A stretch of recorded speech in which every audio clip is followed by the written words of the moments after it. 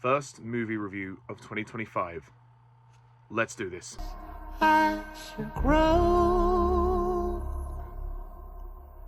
Love me like you used to.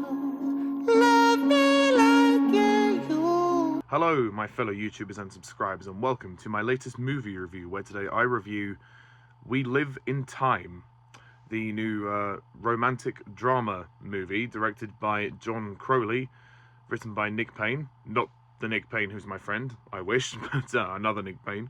Starring Florence Pugh and Andrew Garfield, who play an on-screen couple. So, We Live in Time. I'd seen the trailers for this, and I thought it looked kind of good, but nothing that I hadn't seen before, like these usual kind of romantic dramas which have an element of sadness. It does have a lot of those tropes, but we'll see how different it really is. An up-and-coming chef and a recent divorcee find their lives forever changed when a chance encounter brings them together in a decade-spanning, deeply moving romance. So, to add to that, it follows the character of Almut, played by Florence Pugh, who is a chef, and she wants to further her competitive career, and Andrew Garfield's character, Tobias, who works for Weetabix, and together they fall in love. She is diagnosed with cancer, and they decide how to spend the rest of their time together. She wants to live her life to the full in the remaining months that she has, and Andrew Garfield wants her to have treatment, and they basically, goes on from there. We Live in Time. Now, as I said, I did see the trailers for this many times in 2024, and I thought it looked good. I like Andrew Garfield, and I like Florence Pugh very much. Both are very accomplished actors, and I was expecting something that was decent. I was expecting something that was pretty good and pretty heartwarming, but I did not expect the film that I got. We Live in Time. This is a fantastic start to the year. This film is quite literally a masterpiece.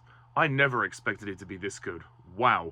I was totally transfixed by this film. I was totally blown away by how moving this is. This movie is beautiful. It is absolutely beautiful. I've never seen another romantic film like this, and I think it comes down to the actors. I mean, not only is the script super tight and super strong, but the actors are superb. Florence Pugh and Andrew Garfield, I mean, if there's any Oscar buzz, they might be in the running for this, because honestly, their performances in this film are so good and so real. I really bought the love they had for each other, which is why we invested so much time in their relationship, and when the dramatic stuff does happen, you feel it. This film was more of a tearjerker than I ever thought it was going to be. I ended up crying about 4 or 5 times during this film. It was honestly just so captivating. It was, and I left the cinema completely speechless. I was like, what have I just seen? And it also comes down to the writing as well. The writing is very good by Nick Payne. It's such a well, in terms of the script by Nick Payne, he writes it very well, because in a very odd sort of structure, this film follows a non-linear structure, so you see different aspects of their relationship at different times, and that allowed some kind of edgy spontaneity for this film, which I thought was very interesting. Did it need to do it that way? Not necessarily. It could have told it linear, but I like the fact that it was bold enough to try and say, okay, well, we've got kind of a typical story with a typical thread, which of beats of other stories, in terms of like the couple falling in love, you know, the highs and lows, and, you know, the illness and having a child, all of that is seen in other romantic dramas. But the fact that this chose to be bold and go non-linear, it's quite an ambitious choice, because it could easily convolute the narrative, but it doesn't. The film doesn't do much to visually distinguish the timelines until Florence Pugh cuts her hair. Other than that, you basically have to work out at which point things are happening, but it's actually very easy to follow. It's very coherent, surprisingly coherent for what it tries to do. So I think the non-linear structure serves the film very well, actually. The message of the film is definitely one we have seen before, in terms of about living your life to the full, no matter how much time you've got left. Cherish your loved ones, cherish the things you want to do as well, and I really like that. It's a very wholesome message, because there is this constant conflict of Florence Pugh's character, Almut. She wants to live the best competitive life she can, but she also wants to give something to her daughter and her husband to remember her by. Which is why she is insistent on pursuing the end of the competition for her. Which is why she is so persistent to pursue the end of her chef competition, so that her daughter won't just remember her mother as a mother who gave in to the cancer, as it were. This film is definitely a hard watch. It's definitely hard hitting, more than you would expect. They really do take the time to reel you into the relationship. I mean, well, let's face it, if the relationship in this film failed, then the film would be redundant because we would have nothing to care about. But I really like the performances here. Florence Pugh is utterly outstanding in this film. She is so good, especially as she has a lot of emotional weight to deal with, especially her character having cancer. Obviously cancer is a real horrible, scary thing, and she keeps it that way. And her acting is never over dramatic. It's dramatic at the right points, and she definitely plays the beats of the story in the right way. And I feel like there's a natural progression of her sort of, you can follow her mental state as she's going through the film, and you can see that the character is very strong. You know, she's trying to brave this, but there's also times when she's struggling to brave this, you know, when the sickness is overwhelming her. So she's very much in two minds, and you can sort of see that. Andrew Garfield probably gives one of his best performances ever. I never really cared much for his Spider-Man movies, although I do like him as an actor. I think he is very talented, and this goes to show his character's just a really nice guy who unfortunately gets run over by Almut. Yeah, that's how they actually meet each other. She runs him over by mistake, and then they fall in love.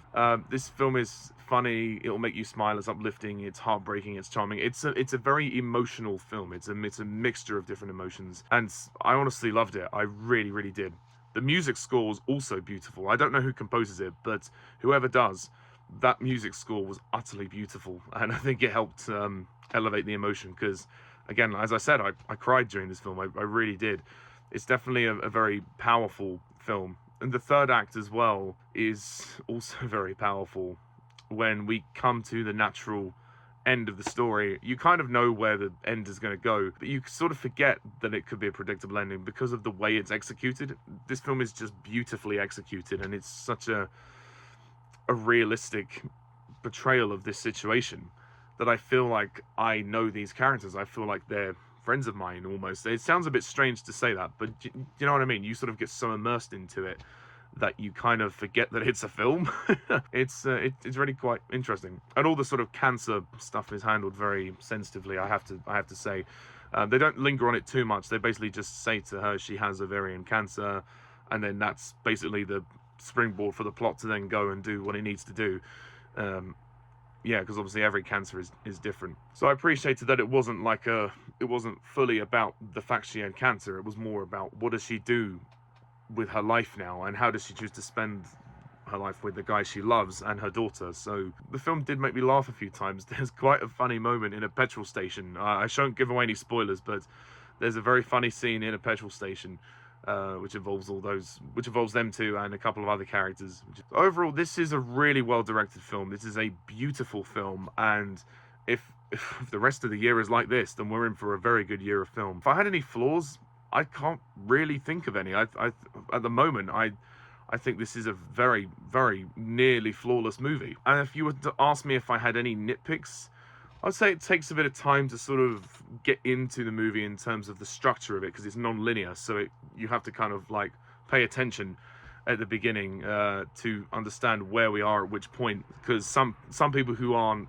probably as aware of non-linear storytelling would probably be a bit confused. So you do have to pay attention. So it's one of those romantic films where you have to put your thinking cap on a bit. It's only that's only a minor thing. Like, give it 10 minutes and then you will sort of adjust to it, and then it makes sense. You can follow it easy enough. In a surprising turn of events, I'm going to give this movie an absolute 10 out of 10. I should grow. Love me like you used to. Love me like you used to. This was such a big surprise, and honestly, you know, bravo. I mean, that was honestly a fantastic piece of film. So that's my review. Of We Live in Time. What do you think of this film? Please comment down below, let me know, and stay tuned for more reviews in the future. Please hit the like and subscribe button. And until next time, I'm Pajak's Perspective. See ya. Bye for now.